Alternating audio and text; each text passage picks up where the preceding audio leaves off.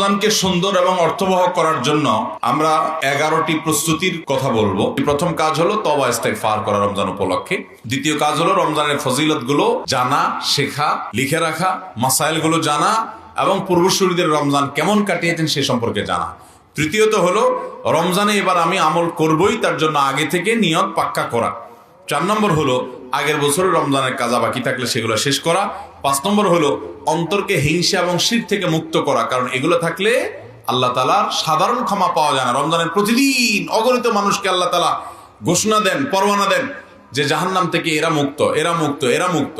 এগুলো থেকে হিংসুক, মানুষের পিছিয়ে লাগালাগি করে, শত্রুতা করে এবং শিরকের লিপ্ত এই মানুষগুলো এগুলোর আওতায় পড়ে না সাধারণত, মুশরিক এবং মুশাহিদ।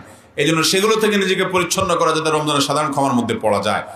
এবং 6 নম্বরের প্রস্তুতির অংশ হিসাবে ফেসবুক ইত্যাদি সহ সোশ্যাল মিডিয়া, মোবাইলের আসক্তি এগুলোকে নিয়ন্ত্রণ করার ব্যবস্থা করা, হয় টোটাল বন্ধ করে ফেলা আর না হলে টাইম লিমিটে নিয়ে আসা যে এর বাইরে আমি এগুলো ব্যবহার করব না। নাম্বার 7, আমাদের গত বছরের রমজানে যে সমস্ত ভুল ত্রুটিগুলো হয়েছে সেগুলো চিহ্নিত করা, নোট করা, যাতে এবছর সেগুলো আর রিপিট না হয়। 8 নম্বর হলো রমজানে যে আমলগুলো করব পরিকল্পনা করছি, রমজানে 25টা বিশেষ আমল আছে, 25টা। আমরা ইনশাআল্লাহ সেগুলো অন্য কোনো মাহফিলে দেখি, আগামীকাল মাহফিলের সম্ভব হলে বলবো।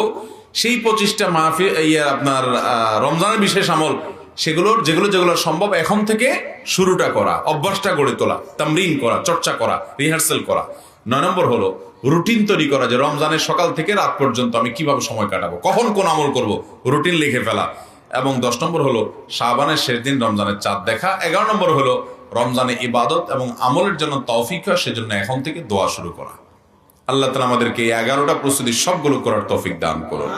তাহলে আশা করা যায় আমরা একটা অর্থবহ সার্থক রমজান অতিবাহিত করতে পারবো, যেই রমজান আমার জীবনে একটা ছাপ ফেলে রেখে যাবে, যে ছাপ আমাকে গুনাহ থেকে মুক্ত করে জান্নাতি হওয়া, আল্লাহর নৈকট্য লাভ করার তৌফিক দান করবে। চেষ্টা করবো তো ইনশাআল্লাহ সবাই। আল্লাহ আমাদের সবাইকে আমলের তৌফিক দান করুন। হাযা মা ইনদি ওয়া ইলমুল্লাহ ইনদাল্লাহ ওয়া জাযাকুমুল্লাহু খায়রা।